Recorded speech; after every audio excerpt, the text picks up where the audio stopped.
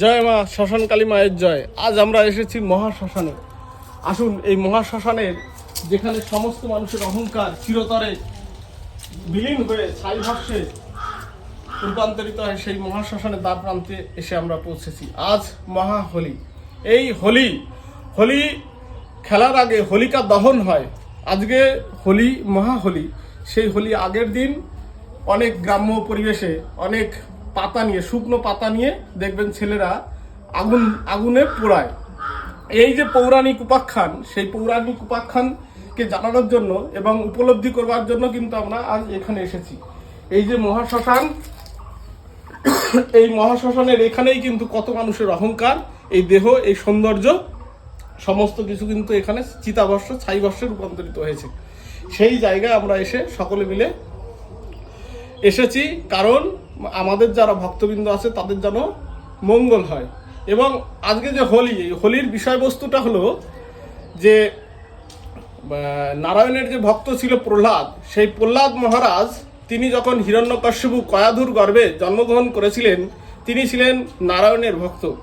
এবং নারায়ণের ভক্ত হওয়ার কারণে এই হিরণ্যকশ্যপু কিন্তু কখনোই চাইতেন না যে তার সন্তান একজন দিব্য ভগবানের ভক্ত হোক। তিনি তার পুজো করতে চাইতেন। এবং প্রহ্লাদ যখন ছোট বেলার বয়স থেকেই নারায়ণের ভক্ত, প্রবল ভক্ত হতে শুরু করলেন, তখন কিন্তু হিরণ্যকশ্যপু রেগে গেলেন। এবং রেগে গিয়ে বহু রকমভাবে, বুঝবেন এটা, নিজের ছেলেকে কিন্তু বহুভাবে মারার চেষ্টা করেছিলেন এই হিরণ্যকশ্যপু। অনেক সময় দেখবেন শ্রীমদ্ ভাগবতে রয়েছে, সেখানে হিংস্র যে সাপ রয়েছে, সেই সাপের দংশনে মৃত্যু বরণ করার চেষ্টা করেছিলেন। এবং পাগলা হাতি, সেই হাতিকে কিন্তু পায়ের তলা দিয়ে প্রহ্লাদকে মেরে ফেলানোর চেষ্টা করেছিলেন এবং জলের মধ্যেও ফেলে দিয়ে চেষ্টা করেছিলেন মরে যেতে। একটা কথাই বলে না, প্রচলিত ভাষা আছে, রাখে হরি মারে কে। শুধুমাত্র ভগবান শ্রীহরি নারায়ণ তাকে রক্ষা করেছিলেন, তার ভক্তকে। এবং একটা সময় এইরকমভাবে এলো যে এই যে হোলি উৎসবটার নাম হলো কি করে। একটা সময় এলো যে ওই হিরণ্যকশ্যপুর একটা বোন ছিল, সেই বোন, তার নাম ছিল হোলি। সেই হোলিকা তিনি আশীর্বাদ লাভ করেছিলেন ব্রহ্মদেবের কাছ থেকে যে তিনি কখনো আগুনে পুড়বেন না। একটা বস্ত্র দিয়েছিলেন, সেই বস্ত্রটা গায়ে দিয়ে রাখলে আগুনে তার সিদ্ধি, অগ্নিসিদ্ধি বলা হয় এটাকে, অষ্টসিদ্ধির মধ্যে একটি অগ্নিসিদ্ধি। আগুনের মধ্যে কোনো সাধক যদি বসে থাকে সে পুড়বে না। দেখবেন যে অনেক সাধকরা এই প্রজ্বলিত আগুন দাউ দাউ করে জ্বলছে, সেই রকম ইসের মধ্যে ওই তেল টকবক করে ফুটছে, বা খিচুড়ি রান্না হচ্ছে সেখানে হাত দিয়ে ঘোরাচ্ছে, এইটা কিন্তু অষ্টসিদ্ধির কারণে হয়ে থাকে। সেই রকম ওই হোলিকার সিদ্ধি ছিল, আগুনে সে পুড়বে না। এইবার হিরণ্যকশ্যপু বললেন যে একটা এই রকম চিতা সাজানো হবে, সেই চিতার মধ্যে কাঠ দিয়ে এই চিতাটা সাজানো হবে এবং সেখানে হোলিকা তার কোলে প্রহ্লাদকে নিয়ে বসবে।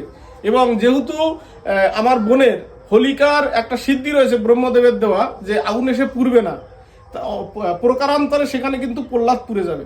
এইরকম একটি চিন্তা ভাবনা নিয়ে, কুদূষিত চিন্তা ভাবনা নিয়ে কিন্তু এই প্রহ্লাদকে, ওই হোলিকাকে একটা এইরকমই একটা চিতার মধ্যে আগুনে প্রজ্বলিত করা হয়।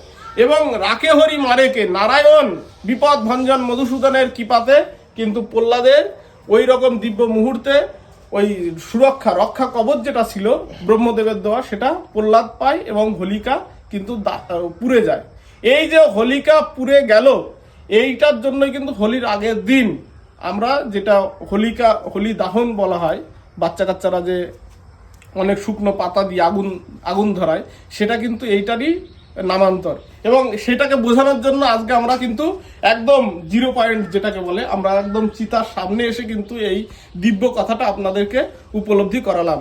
জয় শ্মশান কালী মায়ের জয়, জয় ভোলানাথের জয়। আপনাদের সকলের মঙ্গল হোক। এবং এইখানেই কিন্তু সমস্ত মানুষের যত রকম কামনা বাসনা সমস্ত কিন্তু একদিন ধূলিসাৎ হবে এবং হয়ে কিন্তু ছাইভস্মে রূপান্তরিত হবে। এই জন্য প্রাণ আছে যতক্ষণ আনন্দ করমন এবং মা কালী শ্মশানেশ্বরী এবং মহাকাল মহামায়ার সবাই কিন্তু জয়ধ্বনি দেবেন। জয় বাবা মহাকালের জয়। জয় মা শ্মশানকালীর জয়, জয় বাবা মহাকালের জয়, জয় বাবা ভৈরবের জয়। হর হর মহাদেব।